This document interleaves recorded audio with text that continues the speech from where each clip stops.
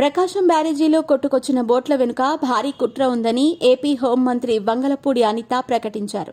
వైసీపీకి చెందిన వాళ్లు బ్యారేజీని డ్యామేజ్ చేసే ఉద్దేశంతోనే వాటిని నదిలోకి వదిలిపెట్టారని తెలిపారు. అమరావతిలో ప్రెస్ మీట్ పెట్టిన వంగలపూడి అనిత అన్ని బోట్లు కలిసి ఒకేసారి బ్యారేజ్ను తాకేలా చూశారన్నారు. ఇప్పటికే బోట్ల యజమానులను అరెస్ట్ చేశారు. బ్యారేజీని కూల్చటం ద్వారా 10 లక్షల మందికి పైగా ప్రజల్ని రిస్కులో పెట్టాలనుకున్నారని, ఇది దేశద్రోహమేనని హోంమంత్రి మండిపడ్డారు.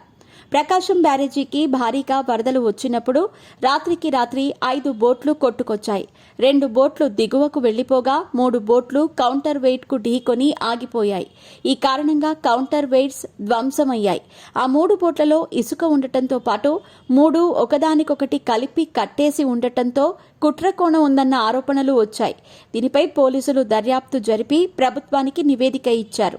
బోట్ల యజమానుల్ని అరెస్ట్ చేశారు. కృష్ణానదిలోకి కొట్టుకొచ్చిన బోట్లు ఉద్దండరాయుడి పాలెం వద్ద ఉండేవి. ఆ వైపుగా ఉండే బ్యారేజీ వైపు కొట్టుకురాకుండా మధ్యలో ఎక్కడో చిక్కుకుపోతాయన్న ఉద్దేశంతో గొల్లపూడి వైపు తెచ్చి ఉంచారని పోలీసులు గుర్తించారు. సరిగ్గా లంగర్ వేయకుండా వరద వస్తే వెళ్లిపోయేలా ఒకదానితో ఒకటి కట్టి ఉంచటంతో స్థానికులు హెచ్చరించినా అదే పని చేశారు. వైసీపీ ఎమ్మెల్యే తలశిల రఘురాం వరుసగా 3 రోజుల పాటు వచ్చి ఆ బోట్లను పరిశీలించి వెళ్లారని పోలీసులు గుర్తించారు.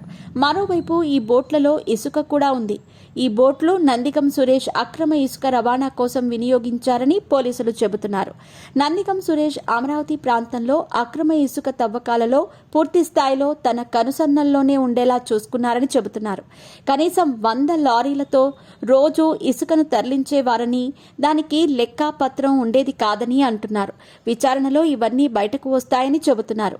ఆ బోట్లకు వైసీపీ రంగులు వేసి ఉన్నాయి. ఈ కారణంగా అధికారులు ఎవరూ పట్టించుకోకుండా, అడ్డుకోకుండా ఇసుక అక్రమ రవాణాకు కోడ్గా ఆ గుర్తు వేశారని భావిస్తున్నారు. ఆ 3 బోట్లు గేట్లకు కాకుండా కౌంటర్ వెయిట్లకు తగలబట్టి సరిపోయిందని, గేట్లకు తగిలి ఉంటే బ్యారేజీకి డ్యామేజ్ జరిగేదని నిపుణులు ఆందోళన వ్యక్తం చేస్తున్నారు.